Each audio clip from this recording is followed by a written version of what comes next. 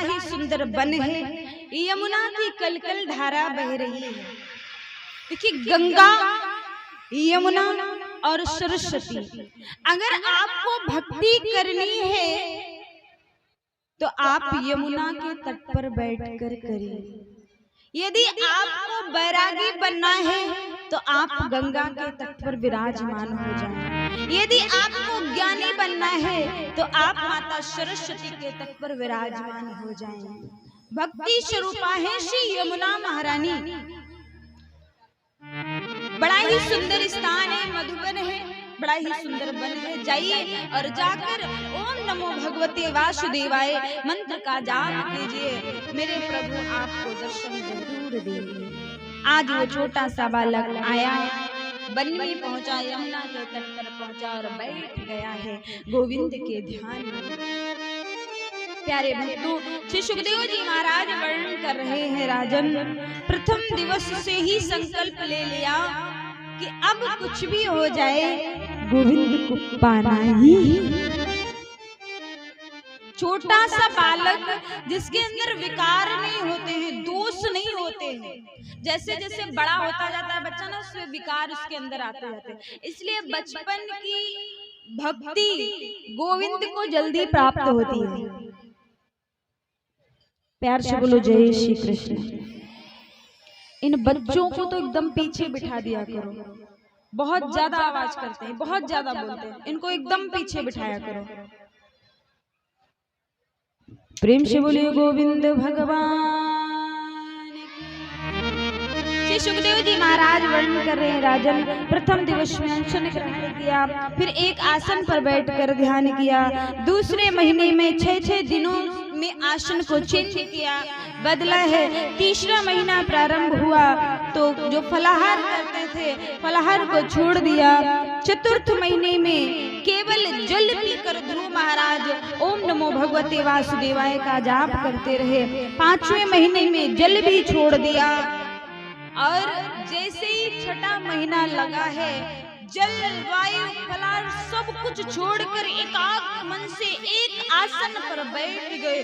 त्रिलोक हिलने लगा है। इतना छोटा सा बालक, इतनी कठिन तपस्या, आज मेरे गोविंद अपने आसन को छोड़कर पहुंच गए हैं, ध्रुव महाराज के समक्ष प्रकट हो गए हैं। प्रेम से बोलिए गोविंद भगवान।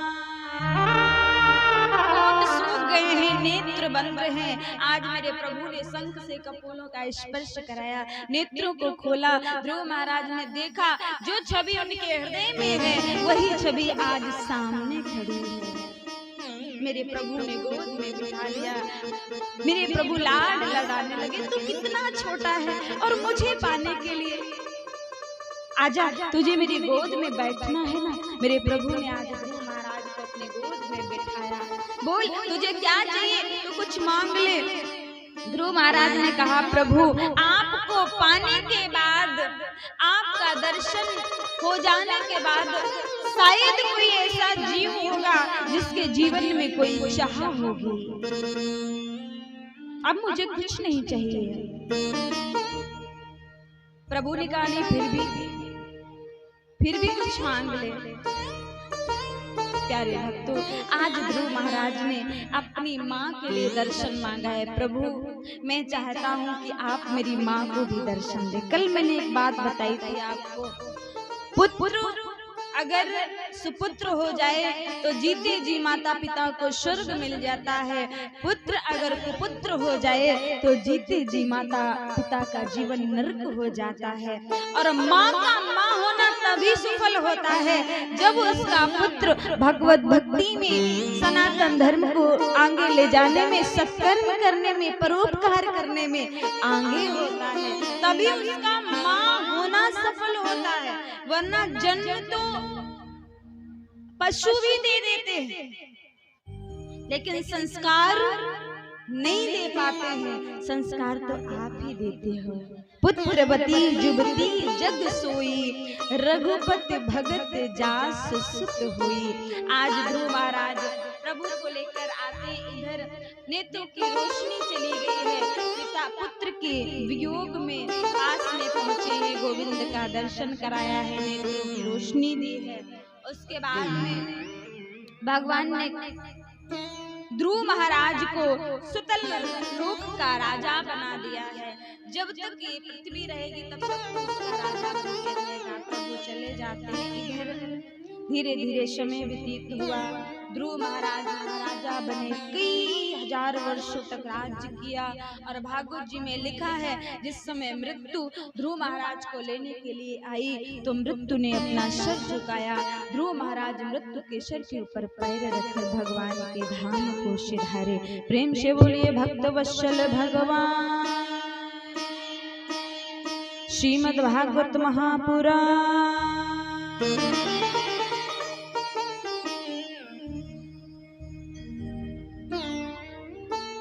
जय जय राधा रमण हरि बोल, जय जय राधा रमण हरि बोल, जय जय राधा रमण हरि बोल, जय जय राधा रमण हरि बोल, जय जय राधा, जय जय राधा रमण हरि बोल, जय जय राधा रमण हरि बोल, जय जय राधा रमण हरि बोल, जय जय राधा रमण हरि बोल, हरि बोल हरि बोल हरि हरि हरि बोल, हरि हरि बोल हरि हरि बोल, हरि बोल हरि बोल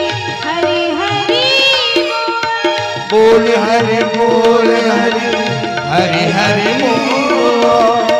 जय जय राधा, जय जय राधा, जय जय राधा रमण हरि बोल, जय जय राधा रमण हरि बोल, जय जय राधा रमण हरि बोल, जय जय राधा रमण हरि बोल,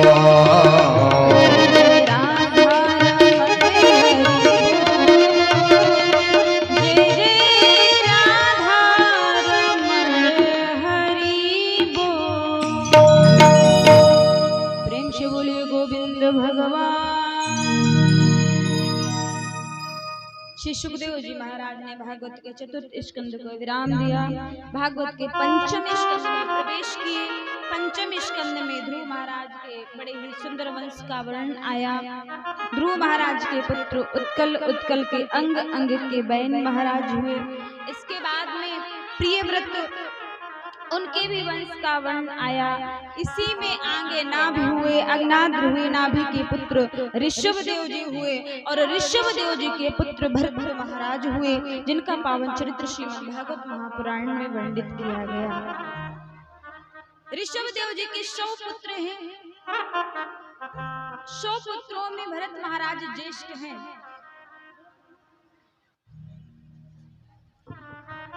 भरत महाराज ज्येष्ठ पुत्र हैं।